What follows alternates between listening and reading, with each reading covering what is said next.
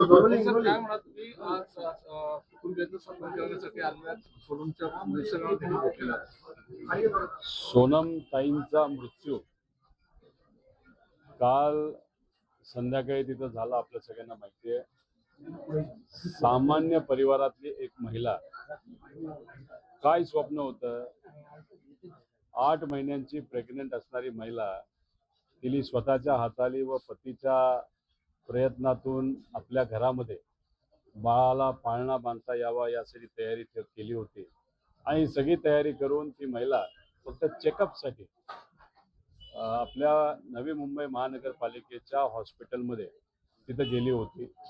Checkup झालं, सगळं झालं, आणि मग अचानक तिथे असणाऱ्या डॉक्टरांनी सांगितलं की तुम्हाला इथं थांबावं लागेल, 2 दिवस तुम्ही ॲडमिट व्हा. ॲडमिट झाल्या आणि दुसऱ्या दिवशी माझ्या अंदाजाने 30 तारखेला सकाळी त्यांना एक इंजेक्शन देण्यात आलं. आणि फक्त त्यांनाच दिलं असं नाही, सोनमताई बरोबर अजून एक महिला तिथं प्रेग्नेंट होत्या, त्यांनाही दिलं. आणि दोघांची प्रकृती अचानक तिथं ढासळायला लागली. त्याच्यात या सोनम डोंगरे ज्या आहेत त्या बेशुद्ध झाल्या, आणि ज्या दुसऱ्या पेशंट होत्या त्यांच्या नर्वमध्ये नाही तर बॉडीमध्ये इंजेक्शन जाण्याआधीच कुठेतरी हात झटकला गेला, म्हणून ते रक्त सांडलं. त्यामुळे कदाचित ते जे काय इंजेक्शन होतं ते बॉडीमध्ये जाऊ शकलं नाही. 3 तास तिथे असणाऱ्या अधिकाऱ्यांनी टाइमपास केला. काय चाललंय हे कुठेही पतीला सांगितलं नाही, अंधारात ठेवलं. मग कुठेतरी एका ॲम्ब्युलन्समध्ये घेऊन दुसऱ्या महानगरपालिकेच्या हॉस्पिटलमध्ये नेऊन गेलं. तिथं डॉक्टरांनी सांगितलं बरी तब्येत 48 तासामध्ये नक्कीच काहीतरी चांगलं होईल, रिकवर होतील. आणि 10 मिनिटामध्ये निरोप आला की त्या गेलेल्या आहेत. म्हणजे काहीतरी चुकलंय आणि ते लपवण्याचा प्रयत्न महानगरपालिकेच्या हॉस्पिटलकडनं झालेला आहे.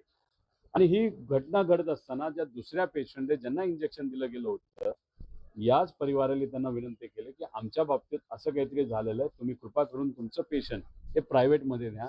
जे पेशंट प्रायव्हेटमध्ये तिथून नेलं गेलं इंजेक्शन देऊन सुद्धा ते पेशंट आता बरं आहे.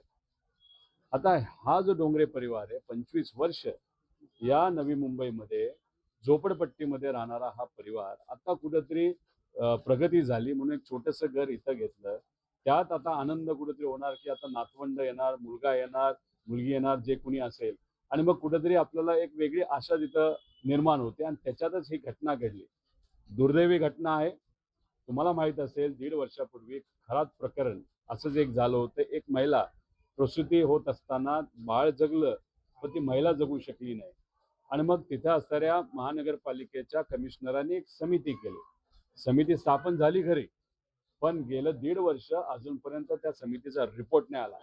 बाळ 1.5 वर्षाचं झालं, पण रिपोर्ट जर येत नसेल तर ते योग्य नाही. आत्ता या परिवाराशी बोलत असताना आर्थिक परिस्थिती आम्ही बघितली. आम्ही कमिशनर साहेबांशी बोललो, त्यांना सांगितलं काही झालं तर कमीत कमी 10 लाखाची मदत तुम्हाला या परिवाराला करावी लागेल. त्यांनी ते मान्य केलं. आणि आम्ही सांगितलं 6 तारखेपर्यंत सोमवारी तुम्ही डिक्लेअर करा, नाही केलं तर आम्हाला तिथे यावं लागेल. मंगेशभाऊ आमले असतील, सर्व त्यांची टीम असेल, हे काल कमिशनर साहेबांसमोर जाऊन लढले, बसले. 3 तास तिथं होते. तिथं गेल्यानंतर सुरुवातीला तर त्यांना सांगण्यात आलं की लंच करता, लंच ब्रेक झाली, आम्हाला वेळ नाही. पण मग आक्रमक झाल्यानंतर लोकांना न्याय देण्यासाठी व कुठेतरी ऐकण्यात आलं, आणि मग यांनी आंदोलन केल्यानंतर तो अधिकारी निलंबित झाला. पण आमचं मत आहे की पोस्टमॉर्टम रिपोर्ट आला पाहिजे, काय खरं घडलं हे कळलं पाहिजे, सीसीटीव्ही फुटेज हे बघितलं पाहिजे. पण बऱ्याच लोकांशी बोलल्यानंतर सामान्य परिवारातले लोक म्हणतात महानगरपालिकेचं हॉस्पिटल तिथं जाणं म्हणजे हे दुर्दैव आहे, तिथं न गेलेलं परवडलं. कुठेतरी हे कामचोर अधिकारी आहेत, चुकीच्या काही घटना तिथे घडतात, म्हणून जे शासकीय हॉस्पिटल आहे त्याच्यावरचा सुद्धा विश्वास हा लोकांचा उडालेला आहे.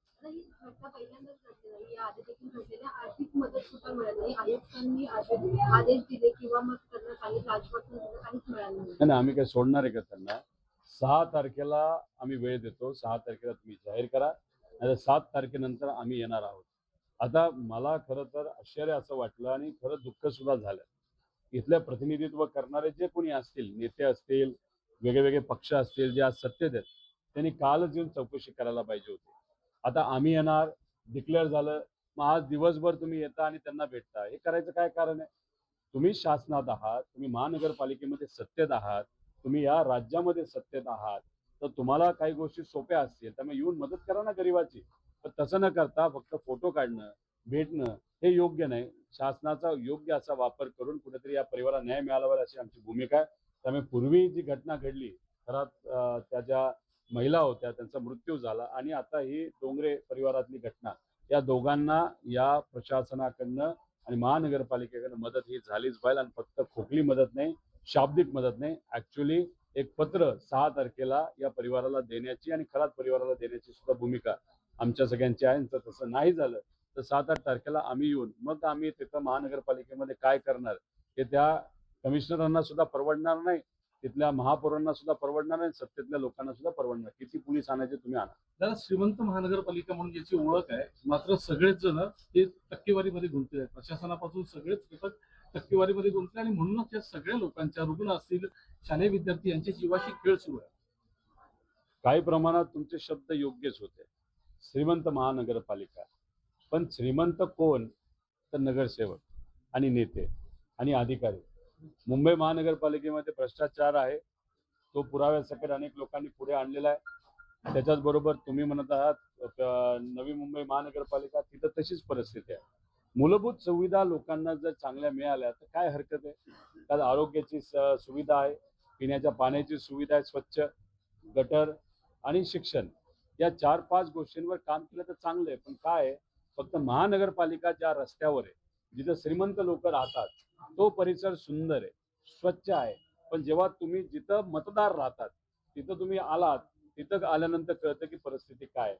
त्यामुळे मतदारांची दुर्दैव म्हणजे आज तुम्ही बघा, काल ही घटना घडली, त्यानंतर 2 दिवसापूर्वी मुंबई महानगरपालिकेमध्ये 11 वर्षाचा मुलगा, ज्याला भारताचं प्रतिनिधित्व क्रिकेटमध्ये करायचं होतं, असा 11 वर्षाचा मुलगा झाड पडून तिथं वारला. त्यानंतर काल असलम शेख नावाचा व्यक्ती तिथं दुर्दैवी त्याचा मृत्यू झाला.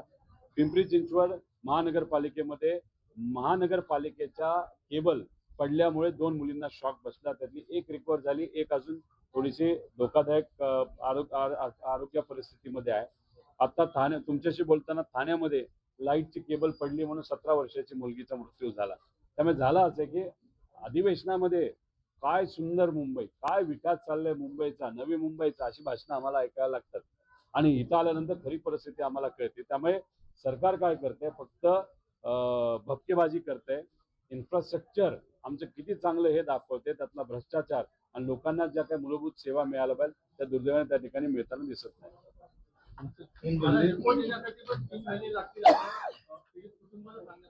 आम्ही जे काही मुंबई महानगरपालिकेचं हॉस्पिटल आहे, काय त्या हॉस्पिटलचं नाव, जे हॉस्पिटल, त्याच्या अधिकाऱ्यांशी आता आम्ही बोललो.